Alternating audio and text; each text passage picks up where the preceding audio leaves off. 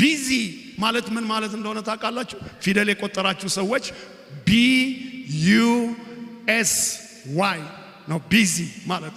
ብዙዎቻችን ቢዚ የአማርኛ ቃል ይመስለናል፣ አይደለም። ቢዚ እንግሊዘኛ ቃል ነው። BUSY ምን ማለት እንደሆነ ታውቃለህ?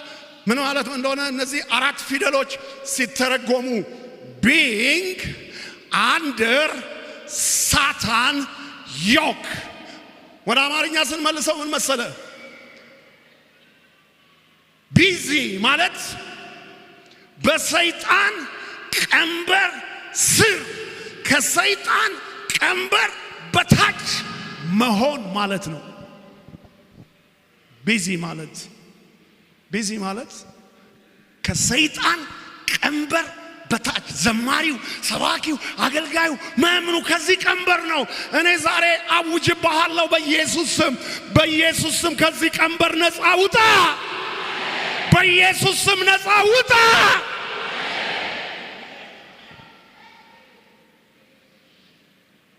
እና እኔ ዛሬ መልእክቴ ምን መሰለ?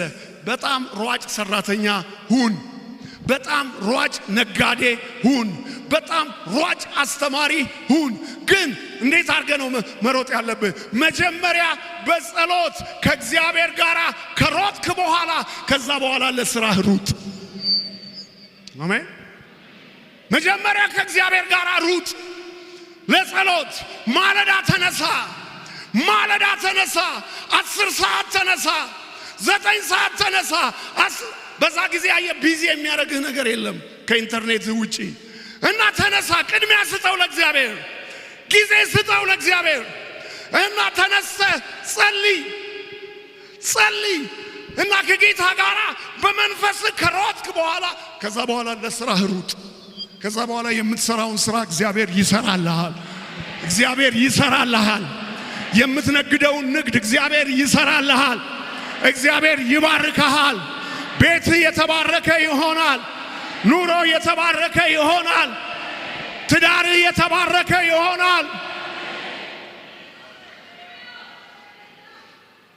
እጅህን አንሳና እንደዚህ በል፣ ጌታ ሆይ በእለት ሕይወቴ በየዕለቱ ሕይወቴ ካንተ ጋር በጸሎት የምንበረከት ሰው አድርገኝ። አሜን።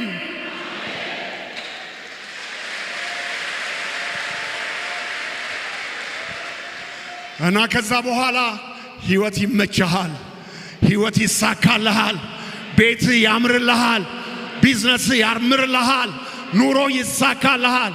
አስቀድመ ከጌታ ጋር ከሮጥክ ከዛ በኋላ ከስራ ጋር ብትሮጥ ችግር የለውም።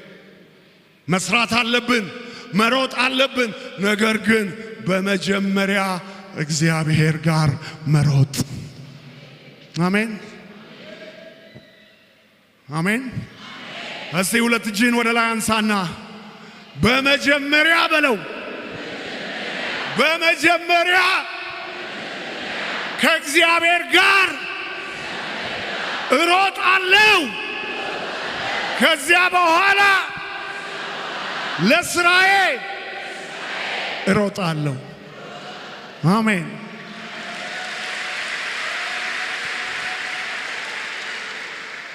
ክብር ለኢየሱስ ይሁን።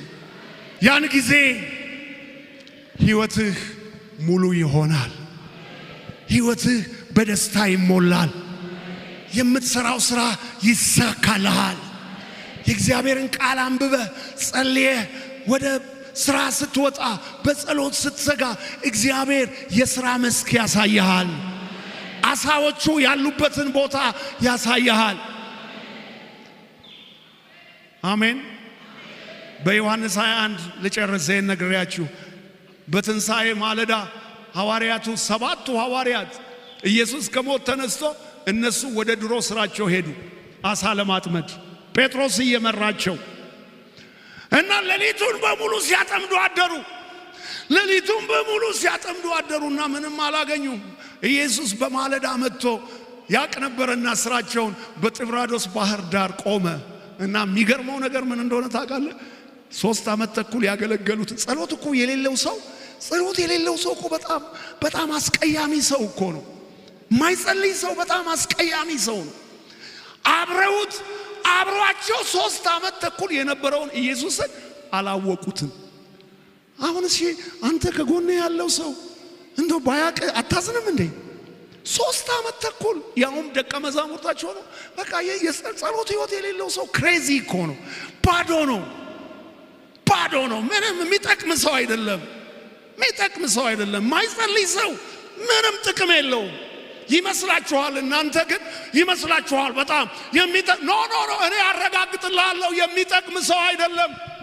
የማይጸልይ ሰው አይጠቅምም። ለራሱ አይጠቅምም፣ ለቤተ ክርስቲያን አይጠቅምም፣ ለሀገር አይጠቅምም። ችግር ብቻ ነው የሚሆነው። ማይጸልይ ሰው እንደዛ ነው የሚሆነው። አብረውት 3 ዓመት ተኩል የሆነውን ባጠገባቸው ቆሞ አላወቁትም ይላል። አይገርምም እንዴ? ከዛ ኢየሱስ ቀስ ብሎ ፍላጎታቸውን ጠየቀ። ልጆች ሆይ የሚበላ ነገር አላችሁ አለ። መልሱ ምንድነው? ባዶ ነው። ምንም የማትጸልይ ከሆነ ገንዘብ ባዶ ነው፣ ዕውቀት ባዶ ነው፣ ሀብት ባዶ ነው።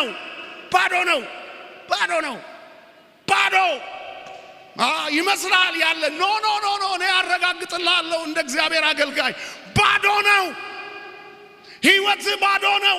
ኑሮ ባዶ ነው። ቤት ባዶ ነው። ትዳር ባዶ ነው። ልጆች ባዶ ናቸው። ይመስላል አንተ አለኝ ኖ እኔ በእግዚአብሔር መንፈስ ሆኜ አረጋግጥልሃለሁ ጸሎት የሌለበት ሕይወት ባዶ ነው።